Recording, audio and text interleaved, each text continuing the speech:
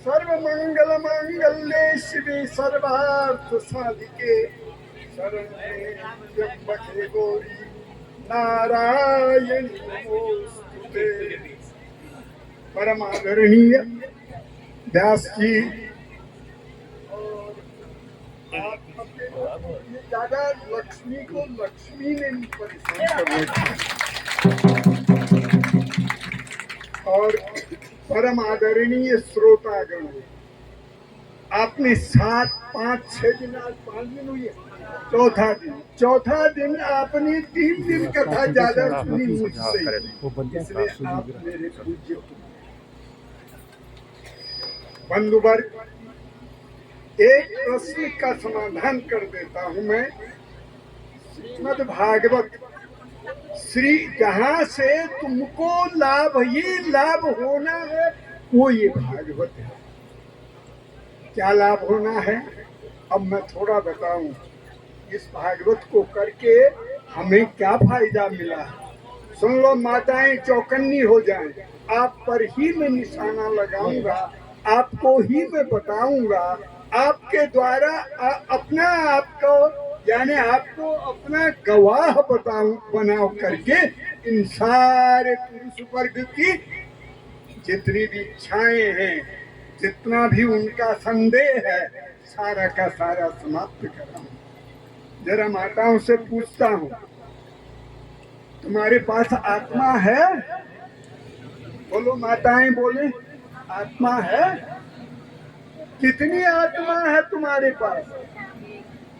अब समस्या आ गई है। हाँ बोलो तो, जरा बोलो कितनी आत्माएं हैं। तो सुन लो, आत्मा यदि यहाँ से चली जाएगी तो शरीर ठंडा हो जाता है, होता कि नहीं? टटकार हो जाता है। अब मैं आपको बात बताऊं, जो ये हमारे भीतर 5वें महीने में वो परमात्मा प्रविष्ट करता। कितने महीने में? 5वें महीने में। हाँ, 5वें महीने से माँ के गर्भ में जो बच्चा रहता है वो इधर उधर भागना शुरू कर देता है, ठीक? उससे पहले नहीं भागता। तो इसका मतलब हुआ उससे पहले आत्मा नहीं है। अब जब आत्मा नहीं है तो उसको टटकार हो जाना चाहिए। उसके तो हाथ भी निकल रहे हैं, पैर भी निकल रहे हैं, आंख भी निकल रहे हैं, कान भी निकल रहे हैं। हमारे सबके हुए कि नहीं? तो वो क्यों निकले भाई जब वहां आत्मा नहीं है? तो मेरे मित्रों सुनो, जीवात्मा है ये, जो माँ के गर्भाशय में प्रविष्ट हो जाती है गर्भाधान के समय ही। जरा चौकन्ने होकर के सुन लें। और मेरे मित्रों, यानी 5वें महीने का प्रारंभ होता है, तब परमात्मा आती है ब्रह्म रंध्र से। जीवात्मा कहाँ से आती सुन लो?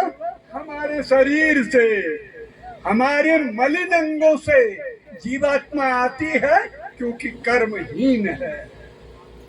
वो जीवात्मा कर्म से रहित है, सत्कर्म से रहित है।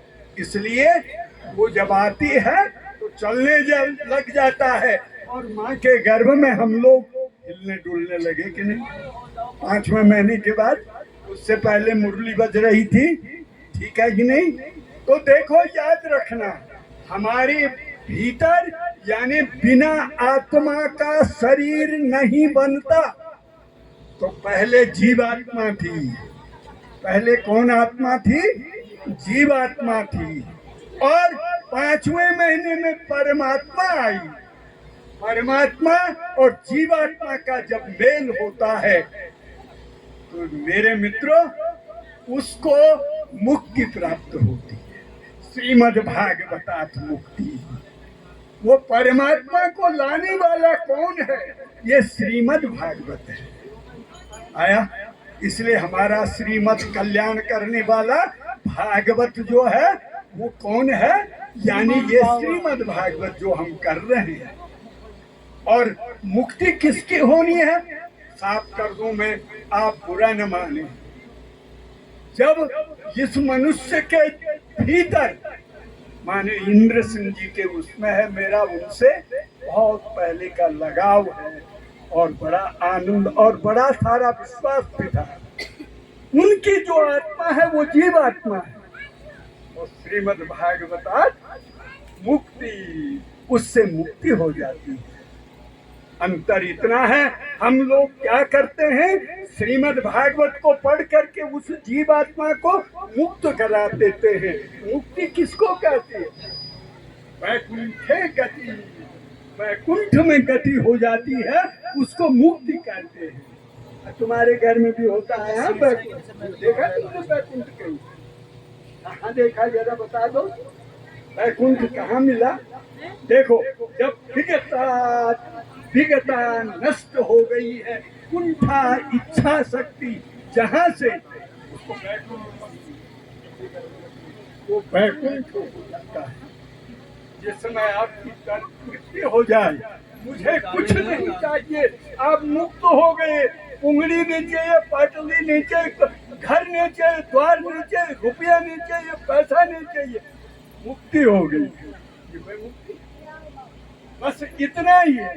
जिस समय इच्छा शक्ति का दमन कर दोगे, मुक्ति हो जाएगी।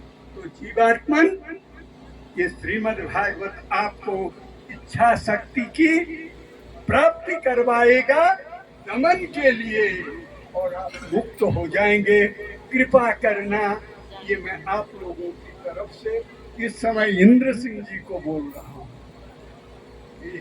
हमको ये दे देना और बस आपकी मुक्ति हो जाएगी, हमारी भी मुक्ति हो जाएगी। बोलानंद कंद कृष्ण चंद्र की जय। अब मैं करवाता हूँ। व्यास जी का विषय अभी लंबा चौड़ा है, इसलिए बोलो व्यास महाराज की जय, श्रीमद् भागवत की जय। धन्यवाद। बोलो गुरुदेव भगवान की जय। हर हर महादेव। आसीत् गिरिवरो राजन् श्रीकूट इति विश्रुतः शिरोदेन विप्र श्रीमा